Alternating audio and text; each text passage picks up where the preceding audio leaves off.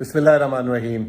آج کافی social media میں تہلکہ مچا ہوا ہے کہ ڈالر 300 روپے کا ہو گیا ہے۔ مجھے سمجھ نہیں آ رہی کہ اس کا اتنا ڈنکا پیٹنے کی مطلب کیا ضرورت ہے، کیونکہ 300 کا ڈالر تو اسحاق ڈار کے زمانے میں ہی ہو چکا ہوا تھا۔ اوپن مارکیٹ میں 305 307 کا بک رہا تھا۔ اب وہ الگ بات ہے کہ اوپن مارکیٹ میں وہ 320 ہو گیا ہے۔ IMF کا پروگرام ہونے کے بعد ایک امید کی کرن آئی تھی اور ڈالر جو ہے لگ رہا تھا کہ 270 کی سطح پہ آ جائے گا، اور وہ ایک جھٹکے میں لانے کی کوشش بھی کی گئی تھی۔ اور آپ کو یاد ہوگا کہ الحمدللہ مبارکباد جو ہے شریف خاندان آپس میں دے رہا تھا، اور ان کے جو خاص طور پہ پارلیمنٹیرینز ہیں، اور انہوں نے جو ہے شہباز شریف کو ایسا ہیرو بنا دیا تھا۔ 180 سے الگ کے ڈالر اگر 270 بھی تھا تو مطلب اس پہ اگر کوئی ہیرو کسی کو بنائے تو پھر اس کی عقل کو ہی داد دی جا سکتی ہے۔ بہرحال کہنے کا مطلب یہ ہے کہ آج 320 325 کا ڈالر ہے اوپن مارکیٹ میں۔ جو مارکیٹ میں لوگ جو درآمدی سامان منگاتے ہیں وہ بھی اس کی قیمت جو ہے وہ 300 کے حساب سے کوئی بھی نہیں بیچ رہا، کوئی 350 کوئی 320، اور بعض جگہوں پہ جو شارٹیجز جو ابھی بھی درآمدات کھل کے نہیں ہو پا رہی ملک میں، تو اس کی وجہ سے اگر کسی چیز کی قیمت، جیسے خود نہیں تیل کی اگزامپل دیتا ہوں میں، کہ آج اس کی قیمت میں 200 روپے فی کلو سے زیادہ کا نفع ہے جو اس کے تیل میں کام کر رہے ہیں۔ تو یہ جو ہے 200 روپے جو ہے اس وجہ سے نہیں کہ ڈالر کا ریٹ بڑھ گیا، اس وجہ سے کہ ملک میں اس رفتار سے کھلے طریقے سے نہیں آ رہا، اور حکومت کی جو پرائس کنٹرول اتھارٹیز ہیں وہ ان چیک اس کو جانے دے رہی ہیں۔ اسی طریقے سے آپ کو ایک چھوٹی سی مثال آپ کو دے دوں کہ بجلی کی قیمت 30-40% بڑھی، لیکن عالمی مارکیٹ میں قیمتیں اتنی گر گئی کہ حالانکہ ڈالر بڑھ بھی گیا، اس کے باوجود 22% بجلی کی پیداواری لاگت کم ہوئی، لیکن مسئلہ کیا ہے؟ بجلی کی قیمت کی ریکوری نہیں کر پا رہے لوگ، تو اس وجہ سے بجلی کی قیمت بڑھ گئی۔ اب بات واپس ڈالر پہ لے کر آتے ہیں۔ ڈالر کہاں ہونا چاہیے پاکستان کا، اور کیا وجوہات ہے کہ یہ اوپر جا رہی ہے؟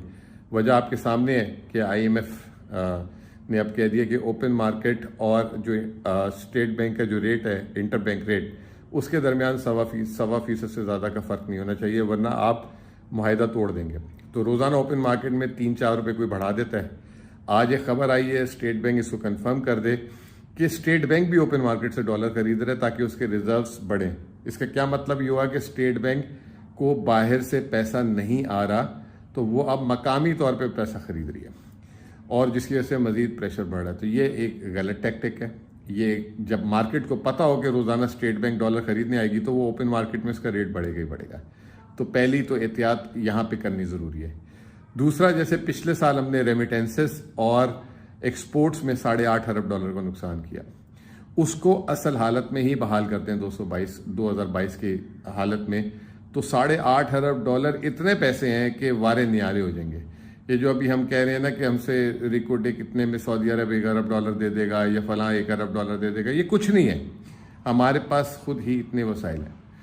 پاکستان کے اندر ڈالر ہے اس وقت، میں سمجھتا ہوں کہ جو 2020 میں اگر فی آدمی یا کچھ لوگ جو ہیں جسے کرنسی ان سرکولیشن کہتے ہیں، اگر سرکولیشن میں ڈالر اس وقت اگر 2 ارب ڈالر تھا تو آج 6 ارب ڈالر ہے۔ پاکستان کے اندر بھی بہت ڈالر اس وقت فلوٹ کر رہا ہے، کیونکہ ہر آدمی نے اپنے ڈالر کی ہولڈنگ کر لی ہے، تو اس کو بھی بہتر کرنے کی ضرورت ہے۔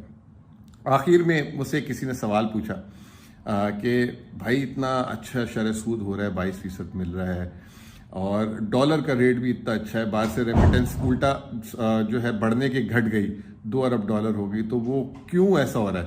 لوگ اس کا فائدہ کیوں نہیں اٹھا رہے؟ تو اس میں نے صرف ایک بات کہی چھوٹی سی، اور وہ سمجھنے کی بات ہے۔ مثال کے طور پہ 2 سبزی بیچنے والے ہیں اور وہ ٹماٹر بیچتے ہیں، ایک بیچ رہا ہے 50 روپے کلو، اور ایک نے ایک دم آواز لگا دی 25 روپے کلو لے لو۔ اب 25 روپے کلو جہاں وہ بیچ رہا ہے وہاں پہ حالات کشیدہ ہیں، وہاں پہ پتھراؤ ہو رہا ہے، اور وہاں پہ مظاہرے ہو رہے ہیں، اور وہاں پہ آپ کی جان اور مال کو خطرہ ہو سکتا ہے۔ اب جس شخص کو لینا ہے وہ کہے گا بھائی اپنی عزت بچاؤ، یہ 50 روپے کا جو مارکیٹ سے مل رہا ہے نا، اس کو لے لو، وہاں جائیں گے پتہ نہیں سر پھٹ جائے، گاڑی ٹوٹ جائے، اور کوئی نقصان ہو جائے۔ تو پاکستان میں بھی یہی مسئلہ ہے، ڈالر کا ریٹ 300 325 نہیں ہونا چاہیے تھا، یہ جو ہے 270-75 جیسے میں نے پہلے کہا اس سے اوپر نہیں ہونا چاہیے تھا. یہ جو میں نے آپ کو وجوہات بتائی اس کی بنا پر یہ یہیں پہ ہونا چاہیے. لیکن حالات کشیدہ ہیں. حالات کشیدہ، پہلے سیاسی حالات کشیدہ کر دیے گئے. عمران خان جب سے اریسٹ ہوئے ہیں اس وقت کے بعد سے پھر ڈالر کو پر لگ گئے ہیں. تو سیاسی حالات کو ٹھیک کیا جائے، الیکشن آن ٹائم کیا جائے. اللہ تعالیٰ نے بڑا کرم کیا تھا کہ IMF کا 9 مہینے کا پروگرام مل گیا. اب وہ 9 مہینے کا پروگرام اگر ہم امپلیمنٹ نہیں کر سکے، ایک رسک وہ ہے، اور دوسری طرف آپ کے سامنے یہ کہ اگر الیکشن بر وقت نہیں ہوئے تو نئی حکومت لیٹ آئے گی تو پھر IMF پروگرام نہیں ملے گا. اس کے علاوہ ایک اور چیز ہے ڈیٹ ریسٹرکچرنگ، اس پہ اگلی نشست پہ بات کریں گے. بہت بہت شکریہ.